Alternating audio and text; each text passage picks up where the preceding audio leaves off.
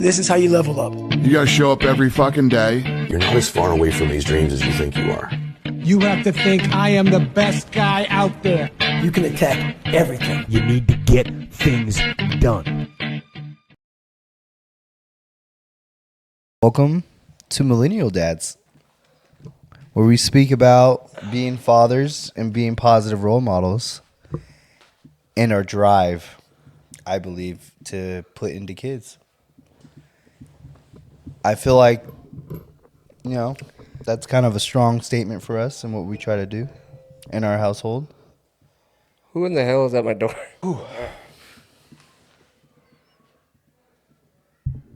Okay, now it is official, Steven.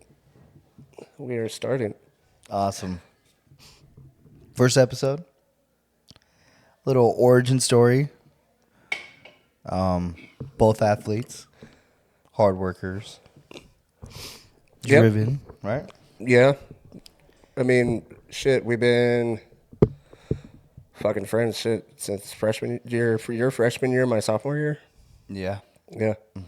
So what, like 07, 06? No. Because 04. No, 05. 05. Oh, yeah, you're right. 05. 05. Yeah, 05. you're right. Yeah. Because I remember when Joey actually entered the weight room from King. Mm-hmm. Yeah. I remember all that. And then, yeah. And then you came along. And then Diego came along. Yeah. Yeah. Yep. That's crazy. Yeah. Been a long time. That's like 20 years. Damn. Dude, I feel old as shit. It's 20 years, like 23 years, dude. Yeah. That's crazy. It's nuts to think about how time flies. My dad always said that, but I never really believed him until now I'm 30. Yeah, dude. Like, and then what kind of caught me too, that was crazy, is driving by our old high school, and they actually have a football field now. I know, stadium. Like two entrances you can go in that. Yeah, it's crazy, right? It looks like a college. It looks kind of like King, how King used to be. Yeah, Yeah. Seriously. So, how was your week, Steven? My week was hectic. A lot of hours working OT. Didn't really get to work out my son as much as I wanted to, but Yeah. he actually is getting better without me working out, without me there, which is great. And my wife is helping me on that as well, which I'm thankful for. Just to get something moving with him, creating that confidence in him, I feel like helps do that while we do that together. Yeah. And then, I mean, it's especially being a dad, dude, and letting go of your son when you know the sport is extremely hard, or what it's going to take for your son, and not being there it's rough. Because, like, even when my son, he goes to camps and stuff, and you want to be that dad that's out there and showing him how to do it, but you're like, he can do it, and you're watching, and you're just like, ah! Yeah. I can't even imagine for wrestling, especially at your level, dude. Like, Yeah. And you want to correct them, but you don't want to step on the coach's toes and make it seem like you know more than them. Exactly. So that's why I just let them be, and when I get them in my garage, we'll go over a little more. Exactly. I mean, because you already know what it takes to be at that level. Yeah. Being nationally ranked and being in those high level matches, it's very different from what people are used to doing. Just basically, Exactly. And then, I mean, for me, it's the same thing. Like with Isaac, it's like now he's at that age where I'm trying not to hinder him, because he's at that age where he's about to go to high school. You know what I mean? So it's like, I know what he needs to do. And then there's coaches out there and teams that are out there, and I don't want to have to be the coach the whole entire time. Yeah. Because you've coached them so long, right? Yeah. I feel like that's where I'm barely starting. And it's tough because it's our team and where I played and how I played and everything like that. Yeah, so absolutely. It's like, I already know what it takes and the level of commitment you need to have, and he has it. But then when you go to see him go to a so-called high-level team and all these players that are supposedly good and like amazing, and then I'm the only one that's been working with him, and then him sporadically going to certain camps sometimes, and then I see him alongside those kids, and he is just as good, if not better. And it's just like, okay, it kind of validated me, like, what you're doing. what I'm doing and how I've been doing it with his footwork and how he approaches the game, his IQ level to the game. It's like, does he really need to go? To be there. Does he need to be here? Yeah. Because it's like, but also as a dad, I'm like, I don't want to hinder him. I don't want to hold him back. You know what I mean? I feel like team sports, you would have to get him to those high level teams just for him to be noticed. Yes. You know? That's why I have him at the camps. And I think that's perfect that you do that because it exposes him and it gets him to be seen by other people. Yeah. So specifically with the guy that he trains with, Trey Watson, shout out to Legacy Athletics. He's a phenomenal trainer. Awesome. But he went with Trey, and the guy from St. John Bosco, who's now going to UCLA, was there. The running back from Utah State was there. The guy from NAU was there. There was a bunch of kids there. And then there was the starting running back for the high school that he wants to go to was there. By the end of it, they were like, hey, what high school is he going to? And me and Isaac were like, he's not in high school. He's barely going into the 8th grade. And they're like, wait, what? No, he needs to come here. He needs to come here. He needs to come here. And I was just awesome. like, That's an awesome feeling for him. I wonder how he felt about that. He was like, oh. yeah. And I mean, and then my uncle coaches at one of the high schools that he wants to go to. So he's like, it's either this or that. It's a toss up. Yeah. You know what I mean? So it was cool to see. But I know exactly that feel like, and then as a dad working, dude, when I work construction, I couldn't imagine working construction and dealing with what I deal with now. It's like you don't have enough time. And then you still want your time, but your time has to be sacrificed because now it's just about him. Yeah, so because either you're sacrificing time or you're sacrificing sleep. Yes. So it depends on how bad you want it. Yeah. You know what I mean? And like, for instance, us starting this and wanting to get this shit set up, like, yeah. dude, one night I sacrificed 3 hours of sleep. I didn't go to bed until like 3 o'clock in the morning because I was trying to figure out how to fucking learn some of this shit. Yeah. Oh, I need to stop cussing. And I thank you for that, you know? Yeah. And that's a lot of things that people don't understand is to be, good at something, you must be obsessed with it. Yeah. And make it in everyday life. Because it's a lifestyle. It's not, I just woke up and I'm good.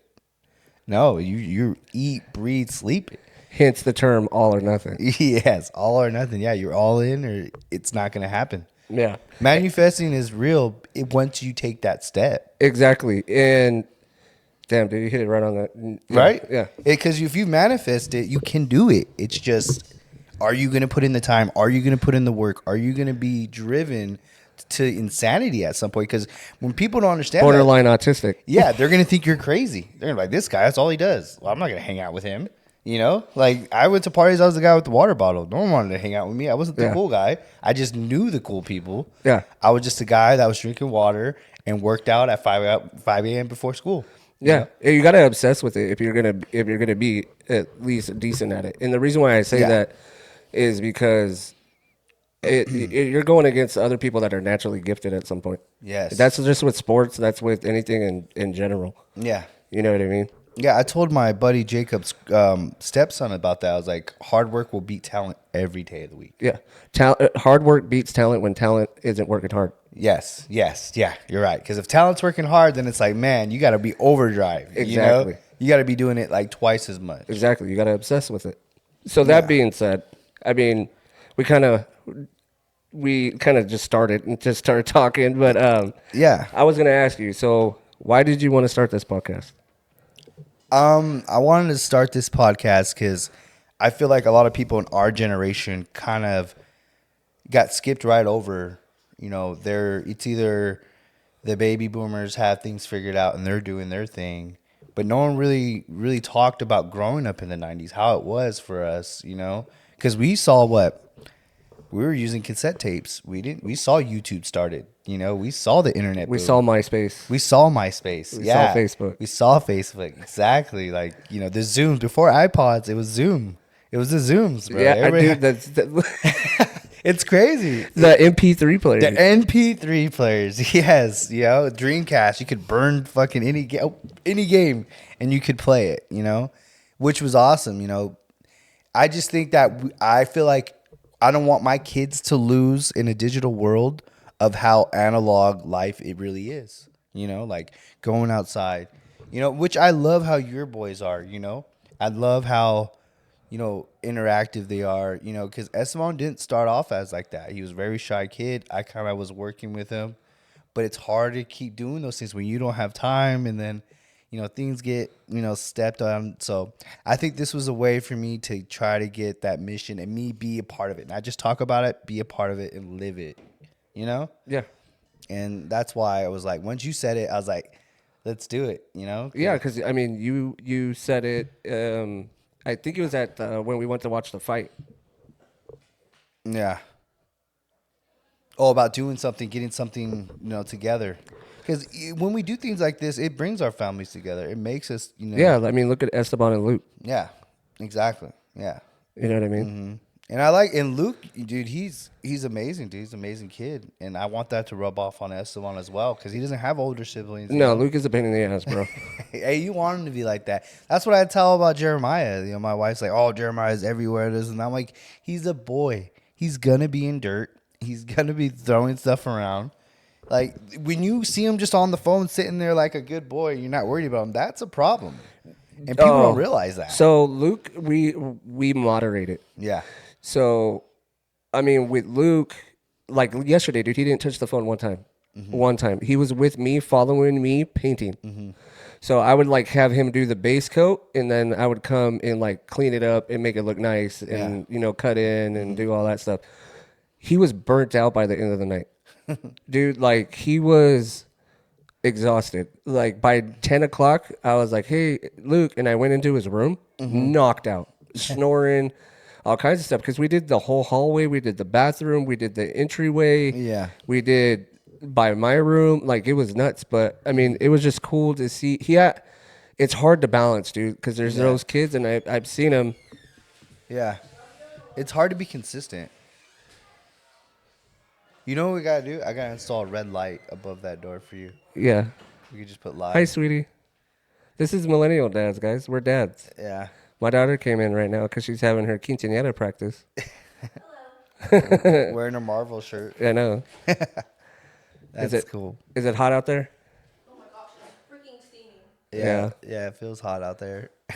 dude, when I went out there, I was like, oh, God, I'm glad I'm not go back inside. Oh, that's funny. Yeah. I mean, definitely with kids, it's consistency, and that's very hard to do. Mm-hmm. Be consistent, be part of their lives, because it's really easy just to give them the phone and just be like, all right, leave me alone. I'm going to do my thing. And I think that's where dads go wrong. It's all right. You're fine. What does she need? Huh?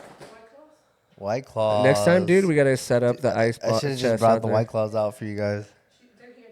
We should just take it out of the car. I should probably get them out of the car. I'm not going to. No one drinks at my house really like that. Yeah, I know. It's all good. I can edit this out. Perfect. Yeah, I'll edit it out. Either way, we'll get something going. Yeah. But, like you said, you got to install the the live with the red light. It'll blink. That way, they know, oh, man, they're recording. Why are you looking at me like that? It's not hard either. You could just. Why are you looking at me like that, Anna? No, you're not in trouble. Good. You just got to shotgun it now. drink that truly really fast. No, you're good. Do not disturb sign. No, I can edit it. It's not a big deal. Nah, you're fine. That's why the first one is the first one. Yeah. You know what I mean? This shit's raw. We're dads. Yeah, no, absolutely. This is what we doing. Yeah, kids are gonna be coming in and out all the time. Exactly. But with Luke, like I was saying, it is hard to moderate a lot, and I see some of his friends, and all they're doing is stuck on the phone. Yes, absolutely, man. Like, there's a kid down the street from my son. He's into YouTube, which is fine. He does the little plushy thing. Yeah. But he does not ride on his bike.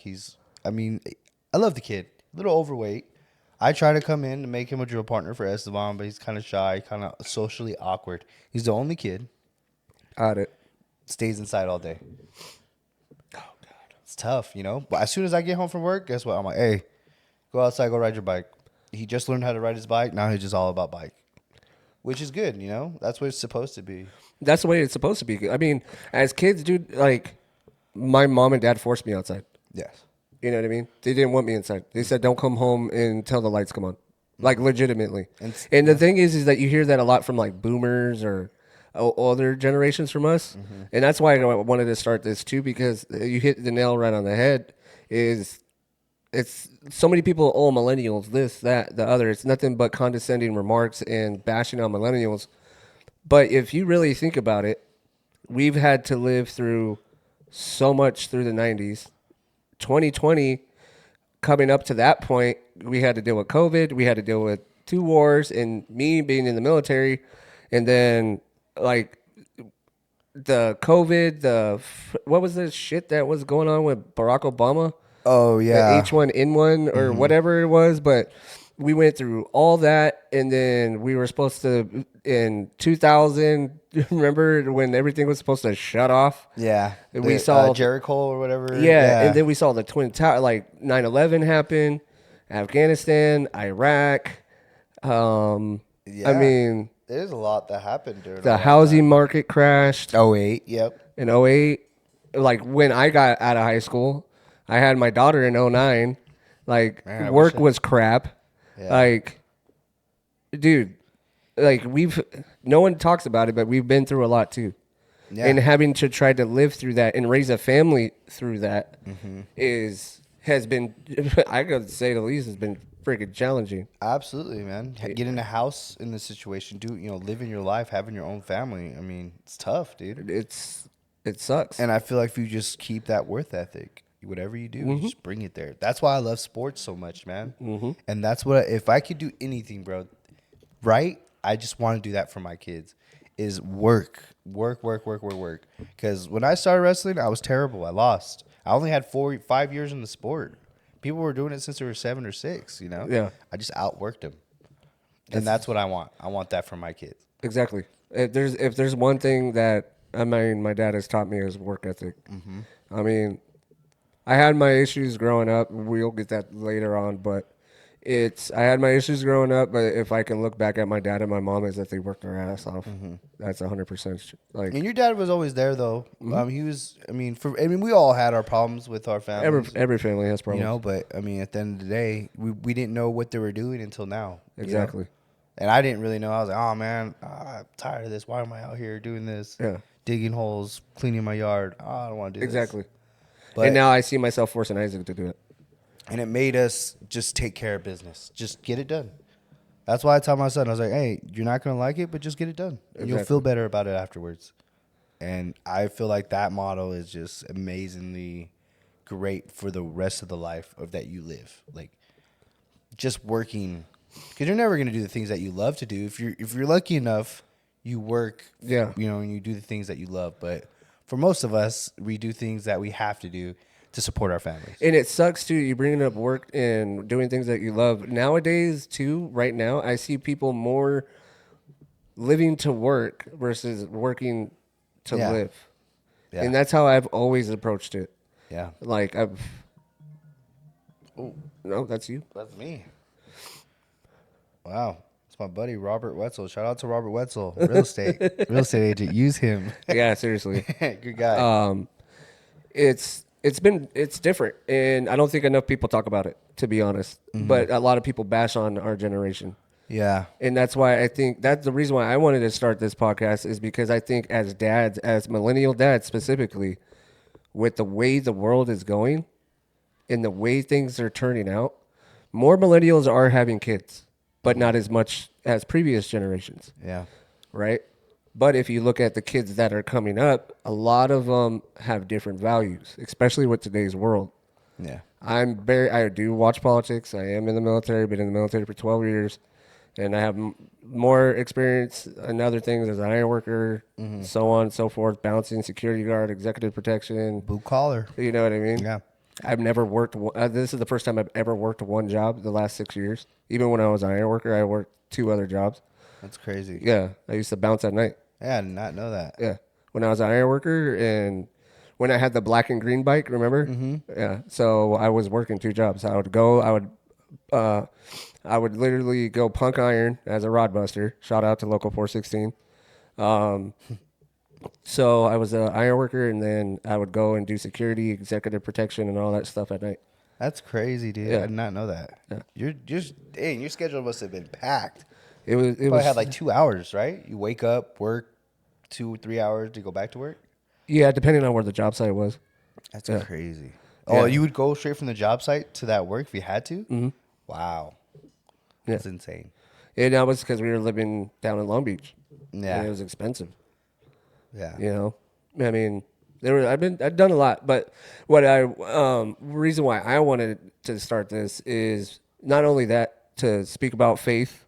I know that was a big topic that night. Yeah. Yeah. You know, man, Jacob, holy moly, Yeah. that night. That was a night. Jeez, dude. We need to get him here. He needs to get here. Yeah. He has a lot to say. He's very informative in that because Yeah. of, of his father, which I always loved. He swears that, I didn't, but I did. I Yeah. loved it. And I want to be better at my faith. I want to be closer to God because right now I don't go to church. Yeah. Obviously, my son prays, but I want to be more involved and have him, my dad wasn't a much of a church guy, but my mom was. See, you know what my church was? What? Baseball and football. Yeah. Yeah. Sports. That's it. I never knew church, but I always wanted something more. So it was very crazy how me and my wife met, but she brought me to the church. We had our issues and so on and so forth. Yeah. But faith is a big one that I want to speak about on this too, is because I think you have to have some base and some foundation when you're a dad Yes, absolutely. to teach those morals. And I'm not going to sit here and say I've been a saint. You were with me in high school, dude. You'll put me on the spot right now, and None of us were. you know what I mean. I'll tell you what, you did an amazing job with your boys, though, and your daughter. I'm still working. Yeah, hey. You know, it's never going to end. It never will. Yeah, I was going to You say, know it what I never mean? will. And the thing is I'm raising my son how I wanted to be. Mm-hmm. You know what I mean? And one thing that stood out when we did our test podcast is like, you were a leader. Like Max is a leader. Absolutely. And the funny part is that the guy that I met at lunch that day that I was telling you, he was just like, that's why I'm drawn to you. Mm-hmm. And then with starting, dude, you know how long I've been wanting to start the dang YouTube for my guns and stuff? Because I am a gun nut. I am a 2A advocate. Like, Yeah. I love guns. Hoorah. Like if we would move my camera over to the left a little bit, you would see all my reloading machine, all that. I love, my kids, everybody knows how to shoot in my family. But long story short, I wanted to start that gun tube, and it never happened. I tried and I tried and I tried. But then when you approached me with the podcast of what you wanted to talk about, like I went through a long journey, dude, and we'll get down to that. But this is working out. Yeah. You get what I'm saying? So, and I love mentoring mentoring kids, teenagers, Yeah. boys specifically. You get what I'm saying? That's why I coach, Yeah. because I love mentoring my son. I love mentoring other kids. Like my backyard is full of football players right now. Yeah. So it's something else that I love to do is help and reach out to people and talk to people and try to give them a different perspective on situations. Yeah. So when you approached me with this podcast, I was like, okay. And then one thing just led to another, and we're here. You know what I mean? God's weird, dude. Like, I wouldn't say God's weird. God is great. But I will tell you this. If you try to force something and it's not supposed to happen, he's going to let you know. Yeah. You know what I mean? Yeah. And that's why, because as men, we want to have control over everything. Yes. I had the hardest time when I first became a Christian. It was very hard for me to let go and let God, because I have to be in control. Yeah. I have to be. You didn't want to have that feeling that you had no control of your life. It's just like betting. It's like gambling. I don't bet at the poker.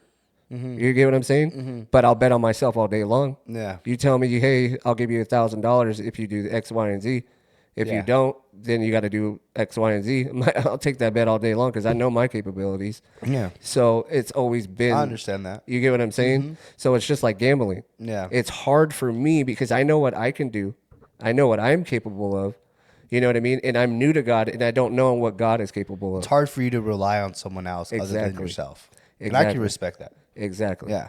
So that's why it was always a struggle for me. You know what I mean? So that's why on the podcast, there's a lot of friends of mine that are in and out of the faith. A lot of men that are in and out of the faith. Yeah. And I kind of wanted to, push that. But more importantly, I think as millennial dads, with the way the world's going, with Yeah, it's crazy. all this world, man. pronoun and transgender and You know, social it's media, starting to die down though. A lot of schools were like about it, but now they're like, not out here. yeah. Beaumont, shout out to Beaumont. Luckily, it's a very conservative town, and I like that. It's hit and miss here. Very hit and miss. And I don't have no problem with whatever anybody else to be called. Exactly. It's just, for me, it's very simple. It's Y and X chromosome. Thank you. That's it. It's just don't push it on my kids. Yeah. Don't And keep it. It shouldn't be in the schools. Let whoever they want to do. And the thing is, most of the kids, they are told what to believe. They are told what they think is what it should be, and then they go with that. Exactly. And that's not fair. And that's why I feel like because our kids are in the school system, as dads, we gotta go and we gotta provide. As dads, as a dad, you may be a husband, right? Yeah. You may not be, but first and foremost, you're a dad. You're a provider, and you gotta work. Responsibilities. You have responsibilities. So, as dads, we can't be there 24/7 sometimes. As much as you want to be. It is important every chance you get with your kid, the values that you want your kids to have, you need to be there. You need to be present. And Every moment you need to give 110%. And no one's going to do that but you. Yeah, you're absolutely right. You get what I'm saying? So, I'm living proof of that with Juliana and Isaac. You get what I mean? But you're amazing kids, by the way. Yeah, they're phenomenal kids. I'm hard on them, you know, probably a little bit more than I should be, but with my daughter specifically, she is a perfectionist. That's her biggest struggle. If it's not right, it's not perfect, she doesn't want to do it. Yeah. She gets that from me. That sounds like Esteban. And I understand that, but at the same time, it's like, hey, you got to give yourself some grace. Yes. You know what I mean? And that's something Too that hard on yourself. Exactly. And then that was because of me. They saw me working on bikes. They saw me practice riding the street bikes and stunt riding, or which didn't come to fruition. And Just a lot of being active. being active. And then they saw me do the iron worker competition and how much effort I was putting into that. They saw me do the gun competitions and the shooting competitions and the prep I did for that. And then if I'm going to do something, I give 110%. Yeah, hard worker, man. I'm borderline autistic when it comes to shit. If I can't do it and give 100%, I'm not going to do it. I'm wasting my time. Yeah. And that's like, That's a good trait to have, though. That's not a negative thing, Mariana hates it sometimes. I feel like nothing will get built in this world without autistic people. Because that's how I am at work. That's why I'm in the position that I am in. Exactly. Normal people are like, oh, that's okay. That's good enough for my house. Exactly. Like, no, not good enough. And because guys struggle with purpose too. And I want dads out there to realize, even though, because I struggled with this. Yeah, I did too. Deeply. Definitely. Deeply. Especially when I lost my father. It was Yeah. like something was gone. You know what I mean? Definitely. So for me, we all have a purpose. Moms, dads, brothers, sisters, there is a purpose. Right? Yeah. So, and then I just wanted to touch bases with all the millennial dads out there, or dads in general. Like, right now, more than ever, like, we got some important work to do, because the next generation is going to be running the country. Look at where we're at right now. Do you think the way that it is now is because millennials were just nonchalant about things and just like, oh, it'll get fixed eventually? No, it's not the millennials. It was the boomers. The boomers did a shitty job raising their kids. Is that what it is? Yes, they forced them into universities, which was completely overtaken by other outside forces of the United States. I mean, I could say Russia, I could say China, I can say all these things that the universities have been taken over by, specifically because of their donations. Yeah. Right? Oh, we'll donate X, Y, and Z amount if you teach X, Y, and Z. You get what I'm saying? So they were able to shift. That's crazy. Yeah. So if you look at Harvard, they're who their biggest donors are. If you look at some of the Ivy League schools that are out there, Stanford, UCLA, like, there's a lot of donors that are outside of this country. That's a lot. Wild. That's wild. A lot. That's like so much agenda that you could push. Like, Epstein even was working out of, I forgot what college, don't quote me. I want to say Harvard. Yeah. Yeah. Something like that. I don't remember. Don't quote me on it. We'll have the next episode. We're gonna have things set up to where we could pull things up, and so we Yeah. could be verified, so on and so forth. But don't quote me on it. But this Yeah. was just kind of to get you our origin story of why we wanted to start this podcast and help other dads out there or guys, like just help people in general, help society in general, and that's why we wanted to start this. But again, it's if you're not there, like your kids may have a high likelihood of be coming out and being a POS Yeah. and falling into the way of the world versus living a righteous and moral way of life. I'm not against transgenders by any means. I don't hate them. I don't. It's Yeah. not like I have something against gay people. For God's sakes, my daughter's godmom, Yeah. she was, you know, gay for a very, very long time. I got 2 aunties that are gray. You know what I mean? It has nothing to do with that, but you don't put it out the way. For Yeah, instance, but they don't push that. They're not like, oh, like in your face, you know, you're not gay. It's a problem, you know? Thing is I'm who I am. I don't push that on anybody and show it in their face. Yeah, the what thing that I don't like is the flamboyancy of it. Like if you like, for instance, Disneyland had the Gay Pride Month or Gay Pride celebration. Yeah. There is kids out there with guys, With assless chaps assless chaps, or walking thongs. around, thongs, like all kinds of stuff. Yeah. Like, where are the parents? Why are you there? That is indecent exposure. Yeah, it's not good. No bueno, for sure. You know what I mean? Yeah. And you know June's supposed to be men's mental health awareness month, Really? I never heard nothing about that. not Gay Pride month. That's serious.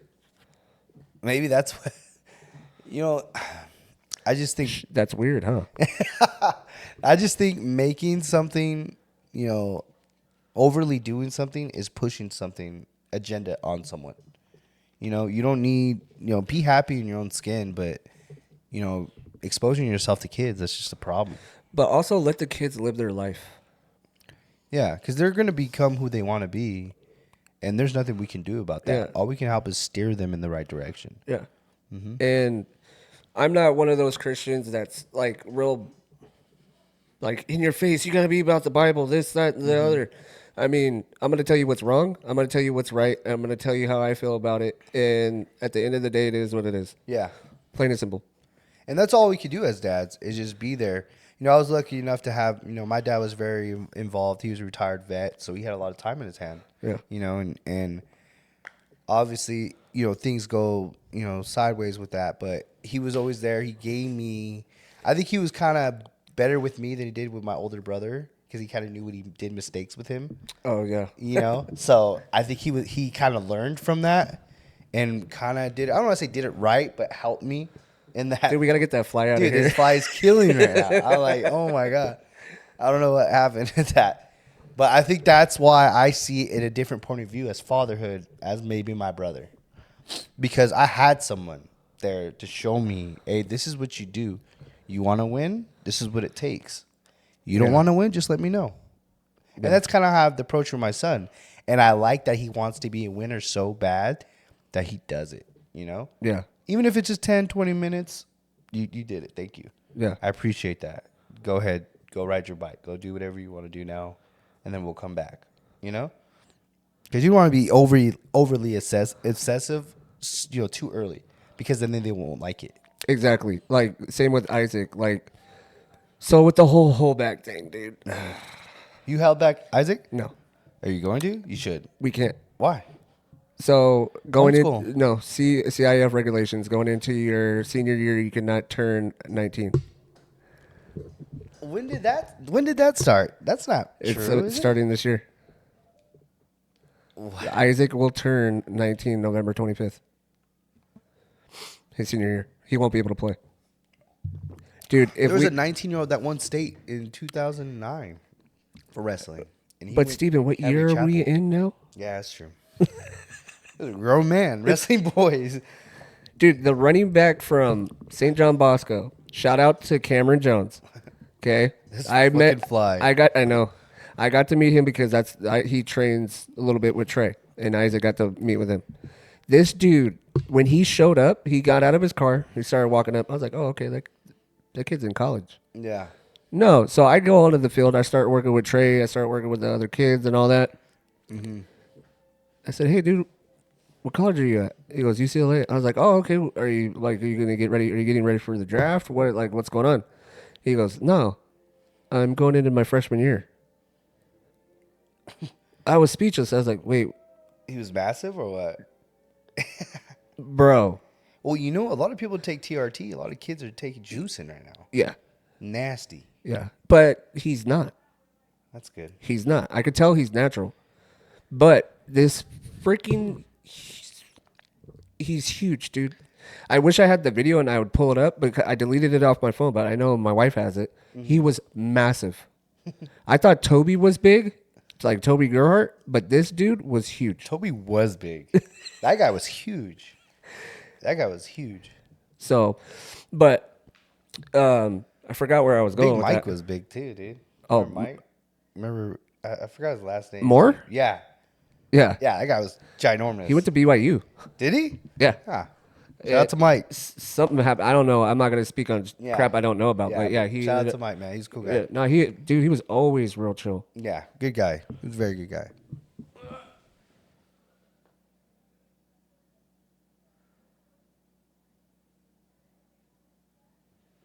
Let me kill this fly. I had to adjust the camera. Now my face is going to be all up on it. Oh, well. So that being said, that's why I wanted to start it, is because I think as millennial dads, as much as shit as we get and people try to say things about us, I have a lot of friends that are doing a damn good job at being dads, and you are one of them. Thank you, man. I appreciate that. I try as much as I can and try to be present. You know, and I saw that and I was like, dang, Jacob is one of them too. Yeah, Jacob came a long way, man. Jacob, I'm so proud of Jacob. You know, I told him that plenty of times because he had every chance to go the wrong way. Oh, You know, yeah. there was every chance for him to disappear, and I'll never see him again. You know, and I'm glad he didn't do that. You know, and you know, and the thing is, even if you do that, you go down the wrong path and you have kids, there's always always a chance if you're still alive to change. Mm-hmm. It's just up to that person. Exactly. I'm not going to lie. I was a POS. God. Like, I'm not going to sit here and be on my high horse, but again, I had to take a look. Like, when I was in Iron, I was becoming a man I did not want to be. Why do you say that? Just what your habits were? My habits, my attitude, my... Exhausted all the time. Yeah. Didn't want to do nothing around the house. That's how I feel right now. Local 440. Shout out to the union. But no, it was also the out influence, because me and my wife were going through a rough time. Mm-hmm. You know what I mean? I made my mistakes, and she never let me forget it. And she made hers and all that. But it was just a rough time for me and Iron. Yeah. And I was doing things I didn't want to do. I didn't want to work construction my whole life. And that's how I feel too. I was blessed to be able to be part of the union, because I didn't want a job where it was a 9 to 5 and all this. Like, I didn't want to be bored, but I know that I didn't want to do it for the rest of my life. Mm-hmm. I wanted more. Yeah. I wanted a better life. Yeah. I wanted to be in the military. Mm-hmm. I wanted to be back training. I wanted to be that gungo hua hua guy, right? Yeah. That's what we call it in the army, hua hua, right? Mm-hmm. Just somebody that's all just military. That's all they eat, breathe, shit, and all that. And I wanted my family, but I wasn't as invested as I am now. Even then, that I don't know. I guess I'm extra sweaty or something. no, you don't got to shine or nothing. The fly is just annoying the hell out of me. Like, I'm getting annoyed watching it land on you. Because it was on me first. One more thing. Do you think the military cuts your time with your family though? It's up to you, bro. Because from my experience, military, you're gone for at least 2 years. It can, yeah. And I just feel like your son from there, could be a different person in 2 years. Could, yeah. And then it takes especially on deployments. Yeah, it takes longer for you to to break whatever bad habits he has. Yeah. You know, because I even see it within a week. You know, if Yeah. I say I went to Arizona and I'm doing construction out there, I come back and I'm like, hey, when'd you start doing that? Like, no, drop that. We got to do this. Yeah, and but the thing is I'm very transparent with what's going on with my kids, and I think that's up to the parents to have that conversation with the kids. My son specifically, if I'm around or if I'm leaving or if I'm going to training or doing something, I tell him, hey, this is even when he was 5 or 6. Hey, I gotta leave. I'm gonna be gone. You're the man of the house now. Like, I need you to step up. I need you to take out the trash cans. I need you to take out the trash. I need you to make sure the doors are locked when everybody wants to go to bed. Like, this is your job now. Yeah. You know what I mean? Instilling the confidence in him too, and showing him and giving them responsibilities. Even if I'm gone for 3 weeks, 2 weeks. Yeah. Hey, step up. Your mom is going to need your help. When Luke is getting out of hand, I need you to pull him aside and have a talk with him the way I used to talk to you, or the way that you see me talk to him. That's awesome. You know what I mean? Yeah. So, and then when I get the phone call and I'm checking in and I get the phone call, I'm like, hey, how's Isaac? And she's like, oh, he's been amazing. He's been such a big help. That's awesome. You know what I mean? So but it also, again, it's a lot of responsibility for them. Yeah. You know what I mean? So when it's hard to balance, dude. And I've just been lucky. Yeah. That's all I can say is that I've just been lucky. I can sit here and tell you the methods and everything all day long. But when I'm here, I'm here. Yeah. Yeah. And you get them doing things, you know, you get them active, you get them involved. And that's really hard. It's most of the time you're tired. You don't want to do those things. You may have to extend your mic boom arm out. Do I? Not that one, the other one. The one on top. And I just don't want to breathe in it. That's why I turn here. Yeah. I feel like I was breathing in it. There we go. Yeah. There we go. Yeah, because you look uncomfortable leaning and trying to talk into it. I'm like, he's going to extend that out a little bit. Okay. Yeah. No, definitely that's being part of being involved, you know? Yeah. And that was the biggest part. I was just becoming the man I didn't want to be. And I was in pain. And the biggest straw for me, I fell off a wall when I was in iron, jacked up my back. And I was always that guy. I was the military dude. When you're on the iron pile, my first day at work was the hardest thing I've ever done in my life. Matt Calderon, shout out to him. You know him. He wrestled. Okay. He broke me in. Matt, I think I do. Yeah. He used to wrestle. Yeah, he's short Mexican guy. Mm-hmm. Dude, he's an iron worker. Yes. Yeah, I hung up with him last night. Yeah, he was at Jacob's stepson's graduation party. Yeah, his son's a wrestler. Yeah, Matt's son. Yeah, Yeah. yeah. He has 2 stepsons and his other son. Yeah, his son. Yeah, his son, but he calls them both his sons, of Yeah. course. Yeah, he's a good dad too. His Shout out to Matt. biological. No, he's Yeah. always been Great dad. Always been, dude. Yeah. Always. And he had a kid at a very young age. Very. You know what? We got to get him on here, Yeah, yeah, definitely. dude. And he'll tell you how I broke in. Yeah. They were trying to make me quit. That's crazy. I didn't know you worked with him. Yeah. No, he broke me in. That is insane. He was already like a second period apprentice at that time, and he was a stud. Yeah, he's journeyed out. Now he's a foreman. Yeah, yeah. Yeah, which was 100% deserved. So me and Matt have history. Yeah. We've even gone he's to the a grinder, gym. dude. And Dude, he's a stud. He's a stud. got in the sport late, but still grinded. Made it to CIF. He even made it to Masters. Only wrestled 3 years. That's tough. He's a stud, dude. He's strong. That's tough. So he broke me in, but the way they broke me in, it was in Burbank. Matt will remember we were working with Steve Salazar. Shout out to Steve Salazar. See him at the gym from time to time. He lives out here. But it was the hardest damn thing I've ever done in my life. Still to this day. Like, if you tell me you're going to do something hard, I'm like, I kind of giggle. The rebar. In 120 degree heat. When you put it on your shoulder, it's burning your skin. On the side of the freeway. Yeah. Fuck, We were on a deck. We were on a deck in Burbank. It was the Disney Studios. Wow. So they would legitimately, they would change guys on me. What do you mean? Like, So we'd go pick up your rebar. crew? They would change your crew after you were No, doing they would get different apprentices. And they were like, hey, my first day, all I did was go around and pick up scrap. That's all I did to get used to picking up rebar.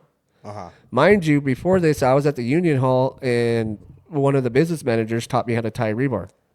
Okay. So I started practicing. Yeah. I'm like, okay, I'm looking for a sponsor. It was supposed to be one company. Then I ended up getting with a different company, which, So long story short, Matt and this other apprentice, I can't think of his name, they were changing on me. We would go to the iron pile. We'd pick up. Matt was strong as shit. Yeah. Okay. And Still he is. knew, yeah. And he knew how to run on the rebar. I didn't know how to run on the mat yet. I was like, fuck. And mind you, I'm straight out of Army, military. I'm not as strong as I was in high school. Yeah. Because in high school, I was pretty damn strong. Yeah. You were. So You're huge too in high school, actually. You're yoked. My senior year. You're still nice now, though. You're not. Now really... I'm functional. Functional. Right? Because like a year and a half ago, 2 years ago, when we went to the lake. Yeah. But you're still big. You've always been solid. Yeah, I've been solid. So long. I got tired of Matt running on the fucking mat. I was like, you know what? I'm just gonna pick up a fuck ton of rebar. And I was like, fuck it. It was like 30-foot number 5s in rebar.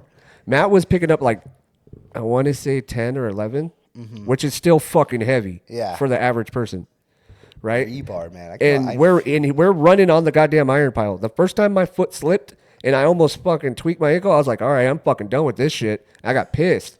And then Matt came and he picked up the bundle and then I yanked it back and it kind of yanked him. And I was like, stop fucking running. So yeah, because you want to keep up. Exactly. Yeah. But then another guy comes and he's quicker than Matt, but not as strong. So I was like, nope.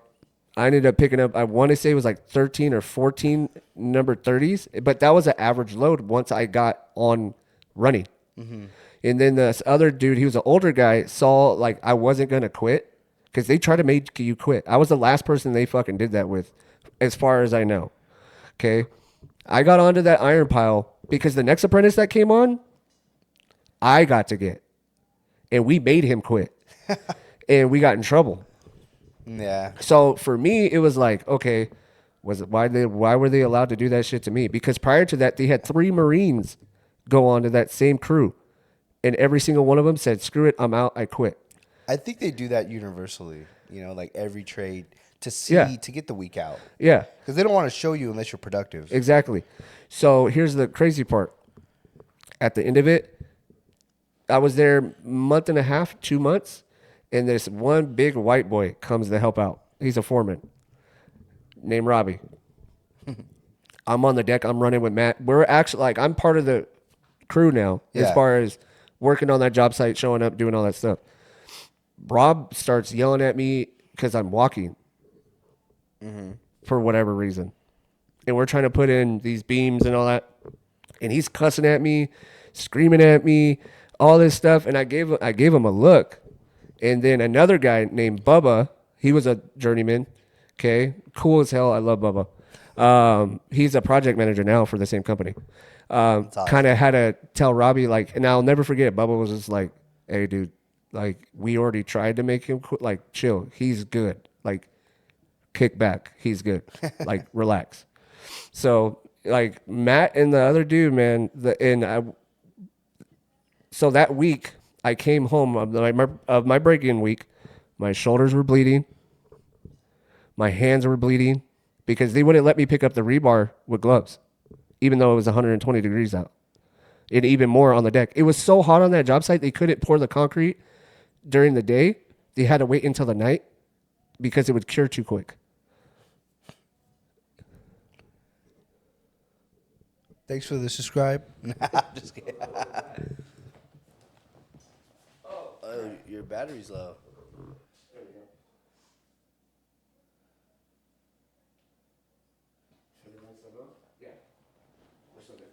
All right.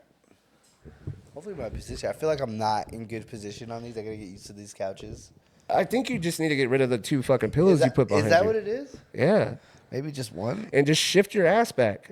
There you go. Maybe let me get this out of the shop.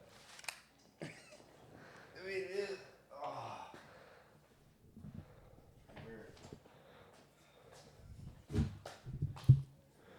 All right, and then we're back. So I came home, and then I'll never forget my mother-in-law and my wife both were like, "Oh my God, what happened?" What are you doing out there? Exactly. What are they making you do? Are they killing you? Yeah. So I just came home and I was bleeding, and I just kept going to work. But that's how I broke in, and Matt is the one that broke me in an iron. That's cool. I didn't even know you knew Matt. Yeah, it's from iron. Yeah, that's crazy. I mean, and then yeah, he ended up getting really good at cables. I ended up getting really good at cables. Like it was cool to see, dude, our progression, because he ended up leaving for a little bit, and then he came back and he ended up getting on a crew, really learning cables, getting really good at cables. And during the time he was gone, I made a name for myself. I was really good on cables, all that stuff. And then, dude, I experienced racism in iron. I did, dude. Like, there's so many things. I've learned a lot of life because of iron. So there's a lot of racism in construction, dude. A lot more than you think. So yeah, that's a whole story for another day. Yeah, because I have experience, dude. Shout out to blue collar Americans. But that's what I'm saying. Like with men, I think we have a very big responsibility, because a lot of that is going away. And if I didn't have the experiences that I had growing up and put myself in certain situations growing up in the life that we had, there's no way in heck I'd be where I am today. Yeah. Plain and simple. Yeah, the thing is, when you fall down, you don't need someone to pick you up. And I didn't have a hero growing up. I didn't look up to anybody. I didn't have anybody to aspire to be like. Mm-hmm. And as a dad, that's how I go into every day, is I want my kids to see me as their hero. Does that make sense? Yeah. Yeah, because you didn't have that. Exactly. And that's how I always was when I had my kids. And when I was in iron, I didn't look at myself as a hero. I looked at, and this is not against any iron workers. It's not against anything. Just me, and for myself, I lost myself. What, you think you were like mentally broken? Yeah, I was mentally broken. Not because of iron, but because of everything else that was going on in my life. Yeah. Everything. I went through so much shit, dude. Like, you have no idea. Like, we'll go through it like later in podcast, but I went through a lot of shit. But then when I fell, the straw for me that broke the camel's back is when I came home and I couldn't pick up Isaac. Yeah. My whole back locked up. It wasn't cramps. It wasn't. My back was done. My back was shot. So you think if you would have did it more, your body just wouldn't have? I went to the doctor and I had spinal arthritis already. That's nuts. Yeah. So I took a step back, and me and Mariana weren't the greatest. Yeah. We were on the verge of divorce, like steps away from it. Mm-hmm. And I went on disability. I had to take a deeper look at myself, and I said, why am I doing this? And it was for my kids. Yeah. But also, when I got told if I keep going down the road I'm going, I probably won't walk by the time I'm 50. That's nuts. Yeah. I was like, Iron's tough then, huh? It was iron. It was football, military, everything. And my doctor just said, you're back. Like, I have bone spurs in my L4 and L5. That's nuts, dude. Yeah. Couldn't imagine. I have like some type of tendonitis in my hands from wiring up things. I can feel it. I'll feel like a guitar string coming up. Yeah. So I'll know, I'm like, fuck, I gotta chill. I can't do it too much. So just hearing that, it's just I can relate a little bit. Not too much about carrying stuff, but just wiring things up. It's just, it takes a toll on your body, especially after being an athlete for pretty much the beginning of your life. And it just wears on you. Yeah. So after iron, and because everybody kind of asked where I was, like, where are you? And no one knew. I kind of just disappeared. I just wanted to feel how it was to recline. So I kind of disappeared and fell off the face of the earth and just focused on me, which I went through a very dark time. Yep. And the thing is just to keep going and be quiet. My wife is trying to sneak into the fridge. We're recording this on a Sunday, guys, where we have quinceañera practice here and everything else. Fun day Sunday. Fun day Sunday. we're gonna be trying to get this on a better schedule, probably either Friday or Sunday or whatever. But we wanted just to get it done. Yes. Do a second term on it. Yeah, because Second episode. last week it was more of like filling it out, making sure my thought process worked when it came to sound, which Yeah. actually turned out pretty good. Which I think you did an amazing job. Everything is amazing. I appreciate I it. love it. I'm glad it worked. Millennial Dads rock. Millennial dads. So, yeah. What would you say is the toughest thing about raising a kid? Oh God, I mean, obviously there's thousands, I would say. But girl or boy? Because I have my daughter who is about to turn 15, hence quinceañera, and then my son who is 13, and then I'm my not a little girl one. dad. I'm only a boy dad. So let's start with girls. You know, Okay. how hard it is it to raise a woman? What would you say the greatest challenge, if you had to choose one? Oh man. So with girls, it's very different. I will say that my daughter made me softer. And I tell every dad that's about to have a girl, she's going to change you. Just watch. And a lot of people don't believe me. And then 6 months down the road, they're like, dude, I know exactly what you're talking about. I go, exactly. They're just so cute. You know what I mean? Especially when they're little. You don't like- know it until you experience it. Yeah. They just make you softer, right? But with the girl, as my daughter is entering, every age has its challenges. So specifically with my daughter is having self-confidence. And that's why, again, being a millennial dad, we didn't have social media the way they have it now and all that. My daughter is not allowed to have Instagram That's probably for the or best. Twitter or anything. She's allowed to look at it. She can go on there and look at it like a YouTube, but she is not allowed to have her own account. She is not. I am not going to deal with the bullying. I am not going to deal with anything like that because people behind a screen, Real they tough. get real tough. Yeah. And when you see them in person, they're totally different. Yeah, they don't say nothing. So I decided, in all the horror stories I have heard about it, Yeah. I'm not a nip it in the ass. She's no. So right now with her being in soccer and her being in high school, it's just more developing the confidence with her, you know? And I think sports does a great job at that. Yeah. So, but my daughter is very much like me. She doesn't like people. Like I like people, but I don't like people. If you're in my circle, you're part of my family. Yeah. Type of thing. That's the way I operate. Yeah. And she's like that too. She just doesn't really. She would rather deal with boys than petty females. Yeah. You know. So with her, the hardest challenge for me, as of lately, has just been the confidence knowing that she is good enough. Good enough at school because she's ranked 94th out of 845. That's awesome. Right now. That's 4.0.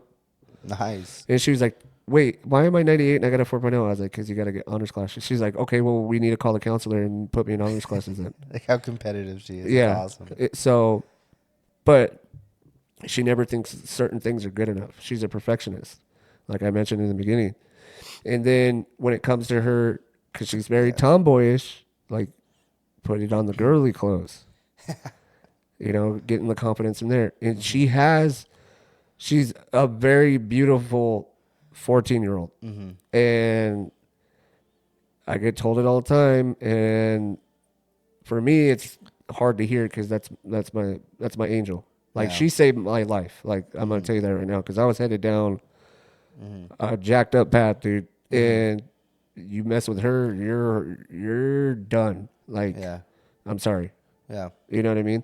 So that's the biggest challenge right now. I would say dealing with girls is self-confidence and self-worth. Establishing that. Yeah. I don't think your wife's very girly. My wife's not very girly. Like No, my wife is a tomboy. Yeah. Yeah, but she was more sports oriented. Yeah, she was a hooper. Yeah. See, my wife wasn't into sports like that. She was just more of a, I guess civilian, if you want to say. Civilian. So, but Mariana, she very beautiful when she dresses up. Yeah. Very, very beautiful when she dresses up. And then people ask me all the time, like, hey, like, how in the hell? Did you get that? Did you get your I'm wife? just like, I don't know. And that's another thing that we need to talk about too, because the way that guys are approaching girls nowadays, or even at all, what in the world? They're all painting their nails, dude, and wearing women's clothes, women's shoes. So I have And some girls like that, dude. yeah. Some girls are drawn to that, which is crazy. Yeah. And so me being a father of two boys, I have one little one who's about to turn 6, and then you have 2 as well. I have my 7 and a 2-year-old. and then I have my 13-year-old. What would you think would be the hardest thing to instill in boys right now?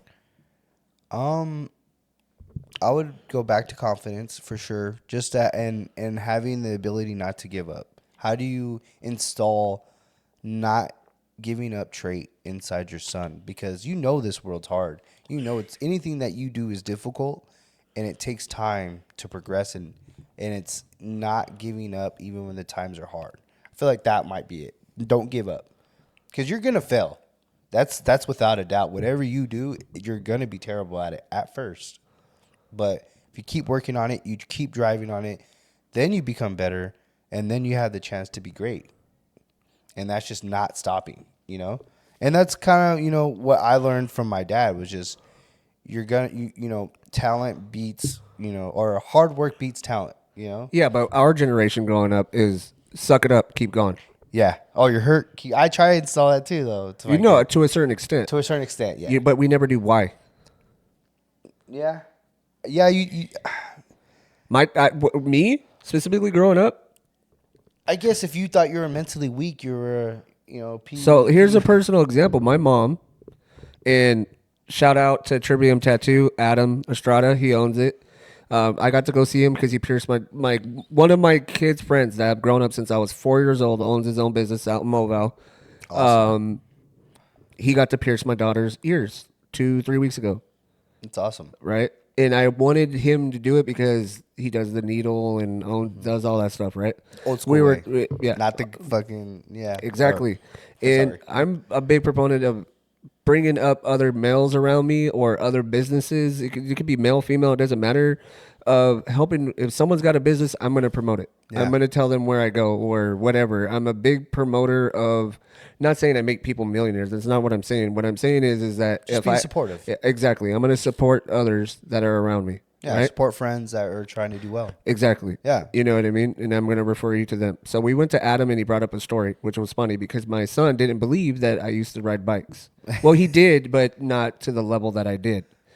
Right? Like doing the big jumps and the tricks and all that stuff. BMXing. Exactly. Yeah. Because I used to go jumping, ironwood jumps, the sandbox. I used to go do all kinds of Yeah. stuff. So he brought Have up. you been to Hidden Springs? That little trail up there? No, riding not bikes? yet. I haven't been up there in years, dude. Dude, that's, yeah. So the thing is, too, with that being like Adam brought up a story, and this is perfect example of we never got told why. So I fell hard, and then to the point where like my crotch and everything ended up in the back tire, in between, like my ass is on the tire. Here's seat, balls smashed against the seat post. Right, I'm crying, and my mom goes, "Get up, do it again." It's because she's out there to take pictures of me jumping this big jump in the back on Gregory. And you were actually hurt. I was actually hurt.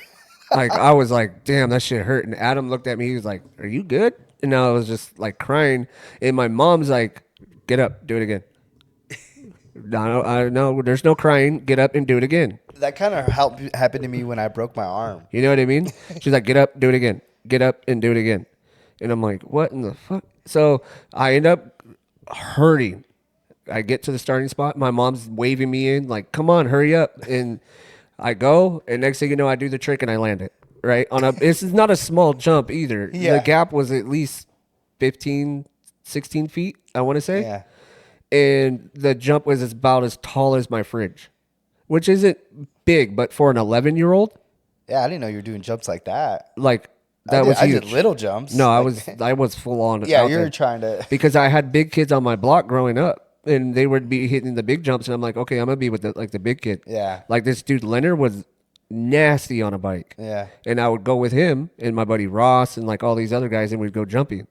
So I didn't want to be the kid that didn't do it. And I was like, screw it, I'm gonna send it in full send. And I'd go and I'd land it and be like, oh, I did Yeah, it. you did it. But that's like an example. But going back to that, it's like later on in life, how many times I've messed up, how many times I have fallen, how many times I've screwed shit up, like drastically, especially with relationships in iron, relationships on football, relationships at work, as a dad, as a husband, as a son, I've messed up, you know, like, and that's how I try to mentor other people is from my mistakes. I'm not going to sit here and tell you I'm perfect, but I could tell you where I've jacked up and I wish I could have done things better. Yeah. You know what I mean? Like the conversation I had with one of my friends. I won't even call him an applicant. I'm just going to call him my friend because he's in now and he's serving. And me and him had a very long heart to heart, and he was talking about his relationship with me. And then he gave me a call yesterday. It was like, hey, man, your advice, it worked. It was amazing. Thank you so much. That's awesome. And I even told him, I was like, to be honest with you, the advice I gave you, I can't even remember what I told you. Yeah, and that's just why, because it comes from the heart, right? It comes from what you feel in that moment. I would tell you that it came from God. Us, that's even Because better. there's a lot of times, dude, even with close friends that me and Mariana have now, they come to us for advice. And we're not perfect, dude. Like, and I always asking, after we're done, I'll look at Mariana and be like, why us? Yeah. I think just being real and being upfront and keeping everything, you know, not hiding. Like, you don't need to hide who you are, you know? And I feel like a lot of people portray something that they're not. Exactly. And I think in our generation, they do that a lot. Like, extremely, you know, heavy for no reason. exactly. Like, people flashing things. And I'm like, dude, I'm just here to hang out with you. You don't need to show me your $10,000 whatever you got. I could care less. Yeah. Because Yeah, I'm just here to chill with you, dude. and Mariana was like, what Millennial Dads at the same time when you know, we actually got a domain. It's called millennialdads.com. It's not up. The website's not up and running yet, but we'll get it. But she was like, Meal Dads, you're not millionaires. I was like, it depends on what you determine your worth at. Absolutely. What you value, what worth is. Exactly. And I feel like I'm a millionaire dad because I have an amazing kids. I have an amazing wife. I have amazing friends around me. Yeah. Like, it's taken a while to get to this point. It's never been this way the whole entire time, you know, and I've found myself in the position where I do feel like a millionaire. I'm happy. Yeah. I get to go to work. I get to mentor people around me. I get to meet a lot of amazing people. I get to coach my son's football team. I get to see my daughter play soccer. I'm in a place in my life where I am extremely happy. And I've been wanting to do this YouTube thing. And God has made it to the where it's not what I wanted to do, but I feel like this is what God wants me to do. Yeah.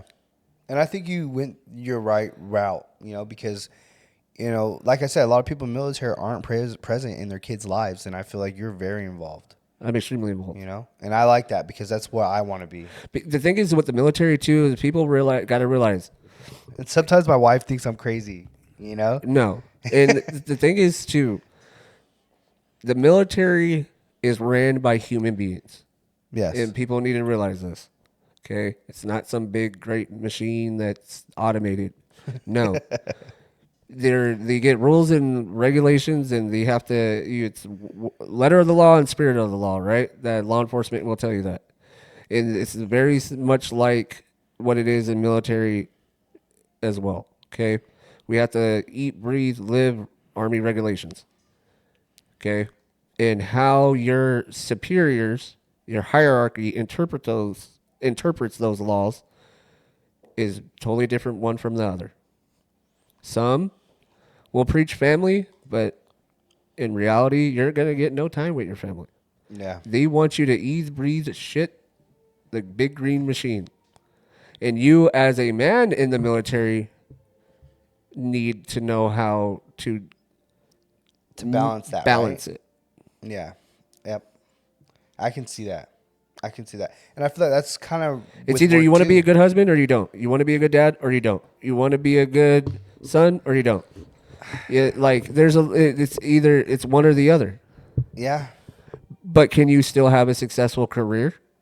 No, because you're sacrificing one thing for the other.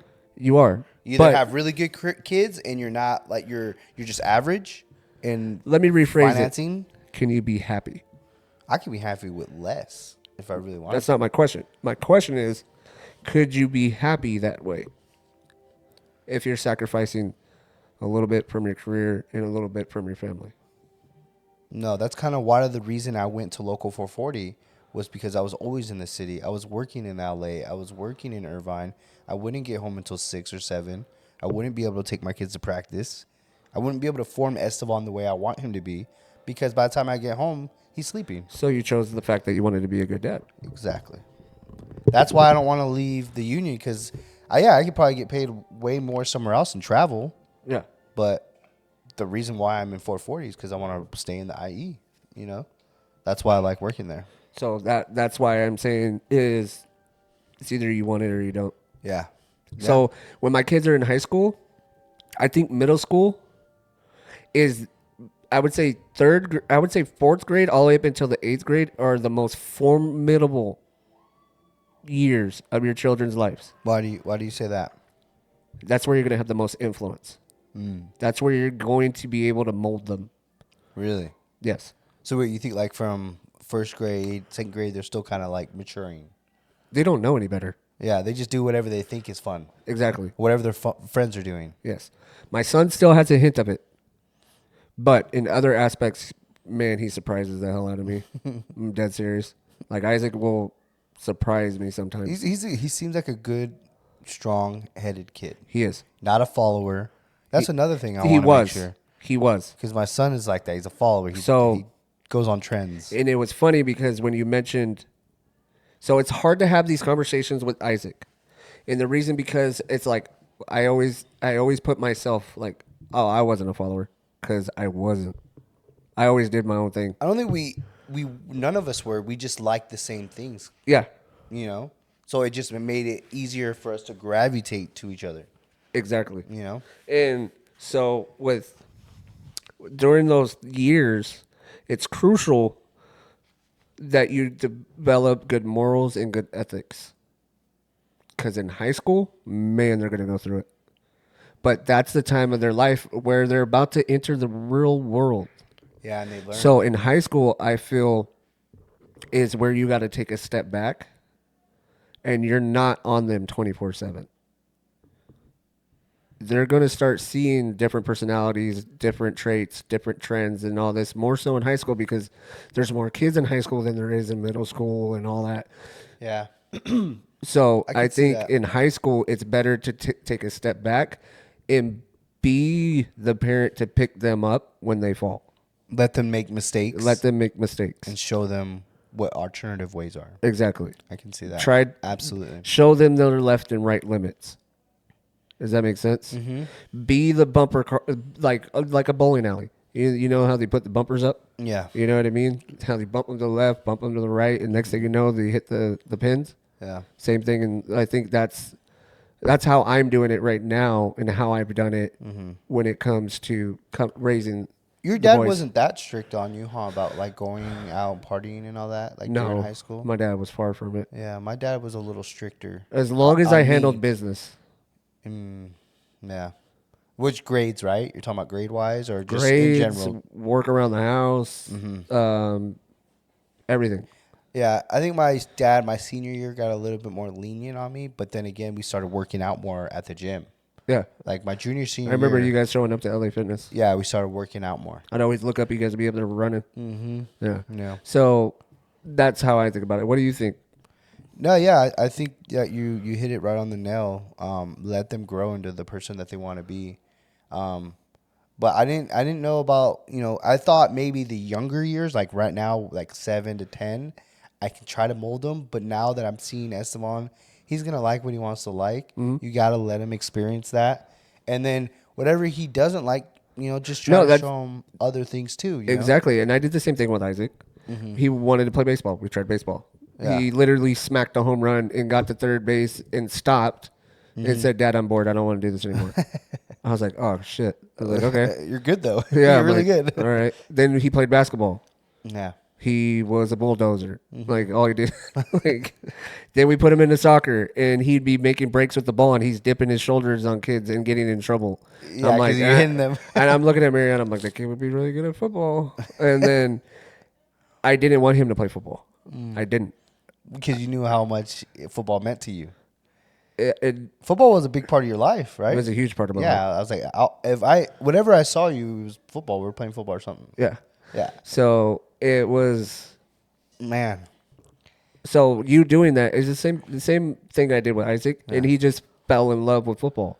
Yeah, He just loves it. Yeah. You know what I mean? So I'm dedicated to him. I'm all in with him on football. yeah, And it's not like I had football on TV 24/7 because I only like watching colleges and certain colleges. I don't like the NFL. I can't stand it. The only thing I watch is the Super Bowl, some playoff games depending on who's playing. Yeah. Other than that, I don't watch it.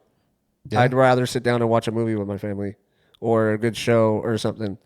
You know, I'm not that guy who lives, eats, shit, breathes sports. yeah. My dad was. That's all he did. He always had ESPN on TV. I think that's a big part of it too, because I grew I think up that's watching. how I am a little bit. I I watch ESPN all the time. I don't.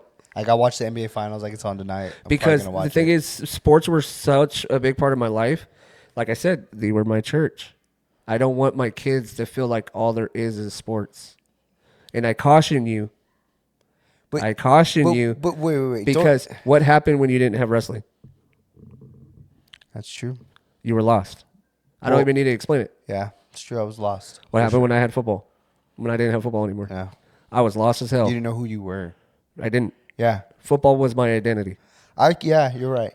You're right about that. And I don't want my son or any of my kids to feel like because they didn't have this, they're not like I felt worthless. Yeah. And I don't want my kids to go through it. And I would say Esteban saved me too. You know, because I was in a dark spot too when all that. Because my mom lost the house. We were going through a lot when my dad died. Yeah. My brother was away. He was in the military. Mm-hmm. So it was tough.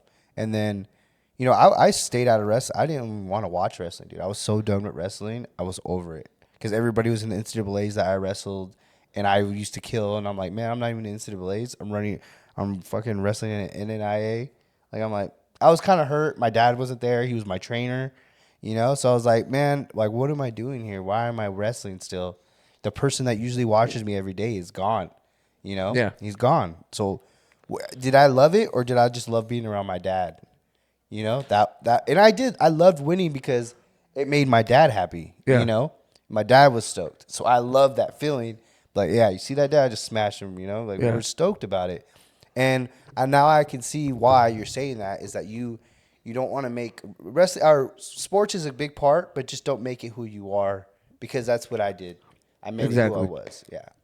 Like, can definitely see that. And you can fall into that trap in the military. Like you brought up military dads, and a lot of guys in the military feel that it's their identity. You're a soldier before you're a father. Exactly.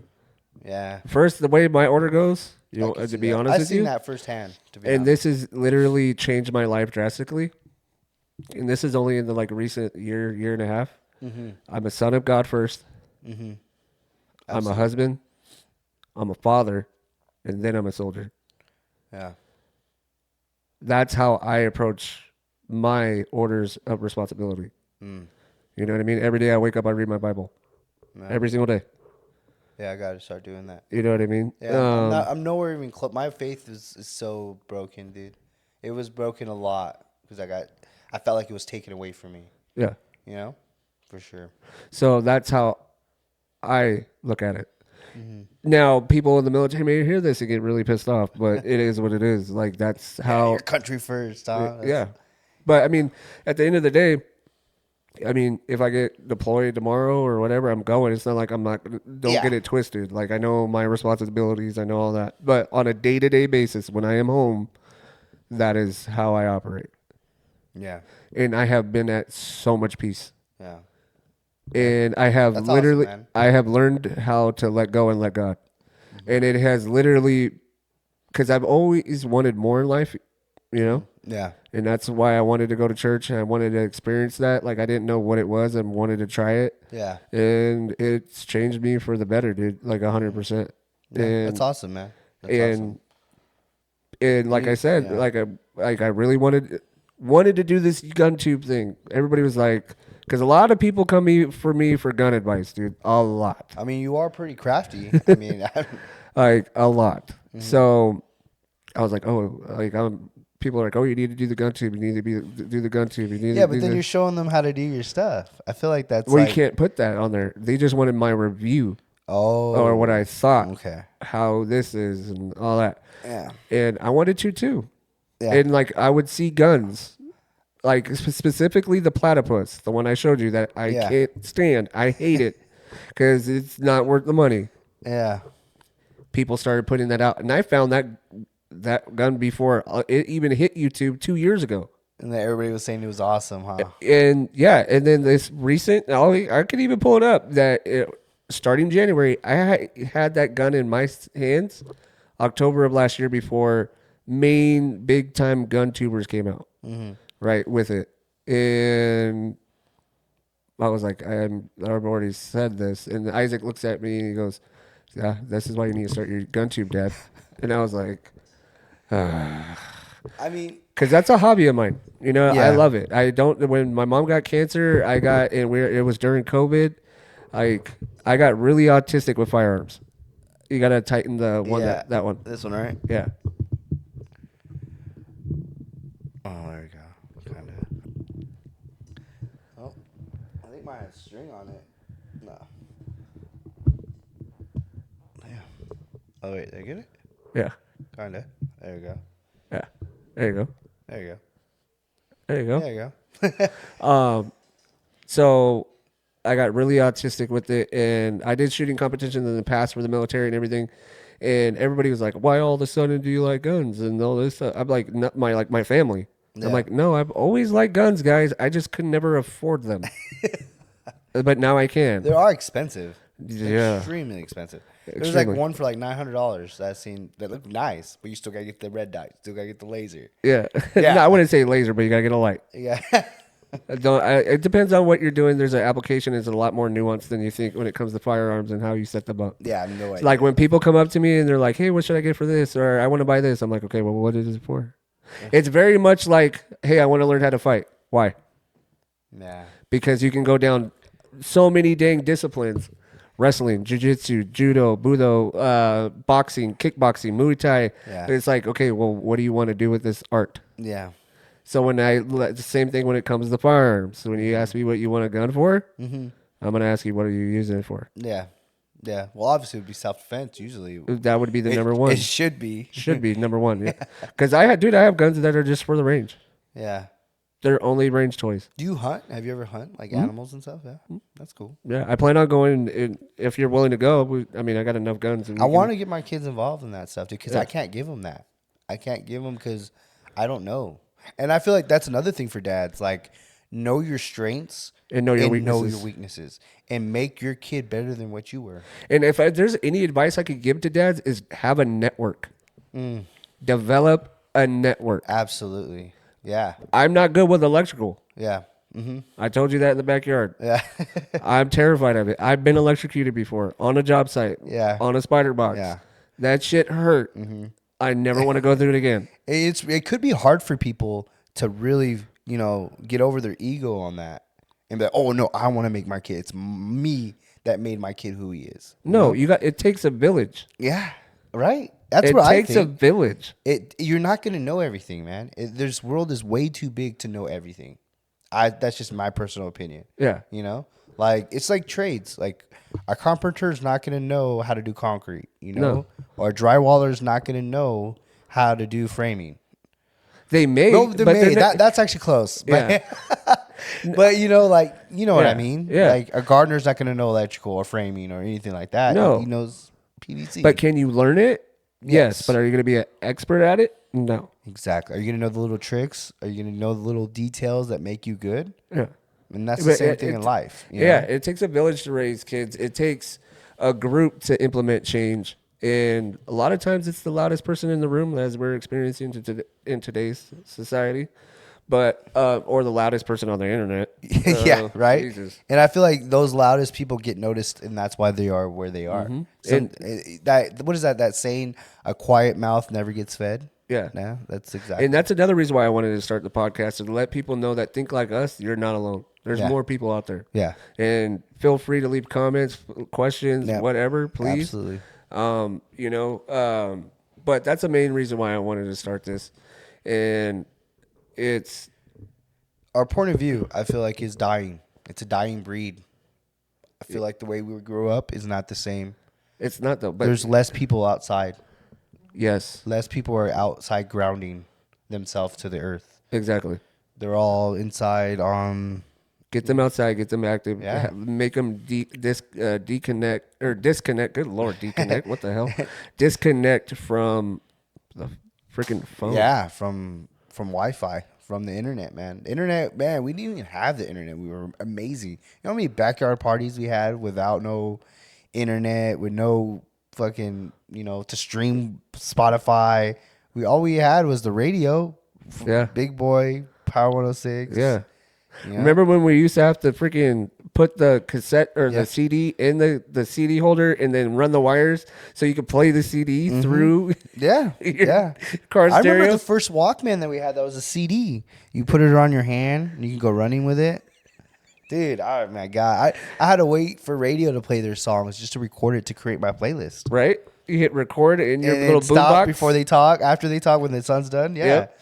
Yeah. So, dude, and that's why time. it's a big thing for me when it comes to millennial dads, is because no one talks about the crap that we went through. No one is, and today too, with it's like the loudest people, and I think there's a lot of toxic shit out there for boys to fall into the trap and think that's the way it needs to be. Yeah. Yeah. Like, and this is not a shot on Andrew Tate, but some of the stuff he says is right. Some of the stuff he says is extremely toxic. And there's some other people out there too that say some things that, because I listen to a lot of podcasts and a lot of YouTube, and there's some toxic stuff out there. And if you're not paying attention, your You can fall son into or the daughter trap. is going to Yeah. fall in the wrong footsteps, Yeah. And then they're going to believe that. 'Cause Exactly. That's what they think is right. Yeah. you know? And that's another reason why I wanted to do this. Yeah. You know? Perspective. Perspective. Big time. Big Yeah. time perspective. Yep. But I know you got to get going.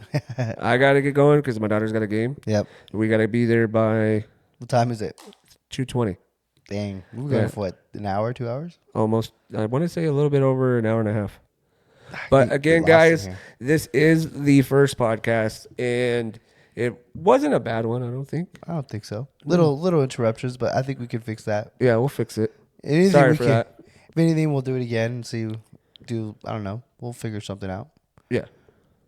But if you guys have questions, you guys want to leave comments or whatever, please feel free to do it on the bottom. Don't forget to subscribe. Absolutely. If you, we'll have other things set up like emails, Instagrams, all that stuff. It's a work in progress, but we just wanted to get this going. And this is kind of like our origin story. We're going to Yes. fall deeper Yes. into, A little bit about us and how we raise our kids. and certain topics too that we deal with on a day-to-day basis, especially what's going on with politics and everything that's going on right now, man. Oh my God. Crazy times, right? These next few months, and I really believe are going to be crucial. It's gonna be a big Leading up decision into on- November. Yeah. The election and all that. Yeah. I deeply believe that because not enough people are talking about what Russia's doing. Not enough people are talking about what China is doing. Not enough people are talking about what's going on in the Middle East or why that even happened in the true. Israel, all that good stuff. Yeah. Like That's why there we are get- people yeah. talking about it, but not the perspective I know that I have on it. Yeah.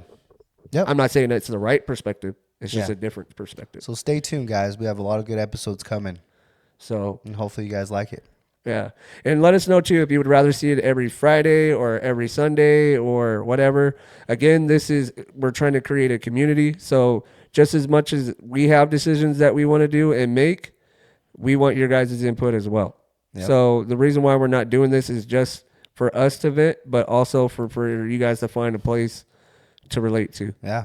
Feel comfortable Yeah, absolutely, man. I'm glad we did this, and I'm glad I came. So am I. And we're gonna make this a weekly adventure. Yeah. Hopefully, man. if I it becomes promise you. successful, it will go more. But until then, guys, I appreciate you guys for taking the time to listen. And Steven, you driving over here. But again, All right, we'll talk to you see- guys soon. Take care. Later, guys.